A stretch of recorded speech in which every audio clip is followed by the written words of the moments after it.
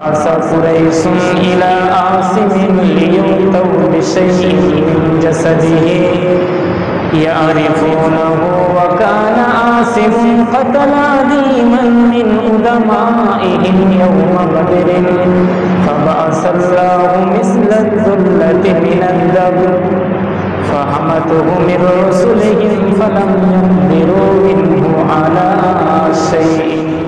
আজ বর্তমান পৃথিবীতে রাজতন্ত্র গণতন্ত্র যত সমাজ বিজ্ঞান আছে তারা যত বই লিখেছে টডস্কিল থেকে নিয়ে গান্ধী থেকে নিয়ে পালমাস বলেন আপনার কিনা রবীন্দ্রনাথ গীতাঞ্জলি সমস্ত সমাজ বিজ্ঞানী একমত সমস্ত সমাজ বিজ্ঞানী একমত পেশির ক্ষমতা বাড়াও চাবুক মারো আর মানুষকে রাস্তা দেখাও। কিন্তু নবীজিটা আলাদা। দেখেন আসল শিক্ষা আর ডুপ্লিকেট শিক্ষার মধ্যে কত পার্থক্য। নবীজিটা আলাদা। কেমন? নবীজি বলছেন হাতের ক্ষমতা শক্তি দিয়ে মানুষ নামে প্রাণীকে মেরে সোজা করা যাবে না। মানুষকে যদি সোজা করতে হয় তাহলে তাওহীদের আলো জ্বালিয়ে দাও, মানুষ সোজা হয়ে যাবে। অর্থাৎ তাওহীদের আলো ভরে দাও, মানুষ সোজা হয়ে যাবে। যার কারণেই আল্লাহর নবী সাল্লাল্লাহু আলাইহি ওয়াসাল্লাম যখন তিনি নবুয়ত প্রাপ্ত হলেন, যখন তিনি নবুয়তের সার্টিফিকেট পেলেন, তখন মক্কা নগরীতে কে জিনা করছে, কে ব্যভিচার, চুরি, লম্পট, টাকাবাজ, গোটা মক্কা নগরী অন্ধকার শিরকের পানিতে ডুবেছিল। শুধু তাই নয়, যখন কোনো মেয়ে সন্তান জন্মগ্রহণ করত বাপের সামনে মায়ের সামনে জীবন্ত মেয়েকে মাটিতে পুঁতে দেওয়া হতো। এই রকম মক্কা নগরী একটা অন্ধকার বর্বরতার আধারে ডুবেছিল।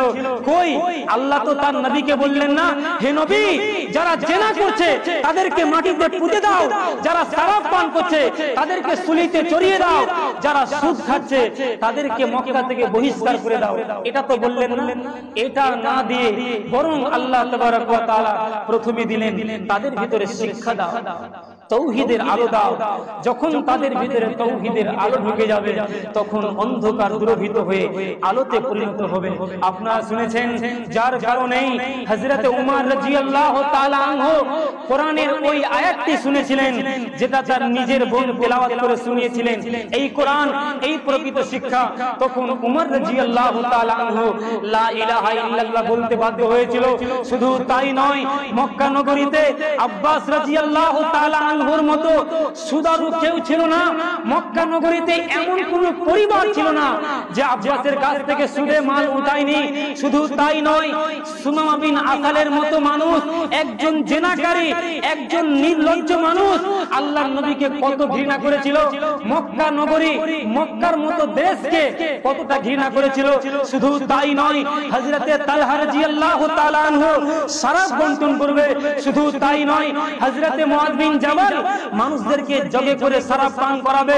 এই রকম একটা অন্ধকার বর্বরতা আধার হয়েছিল মক্কা নগরী। তাই আল্লাহ তাবারক ওয়া তাআলার নবী প্রথমে তাদেরকে শিক্ষা দিলেন।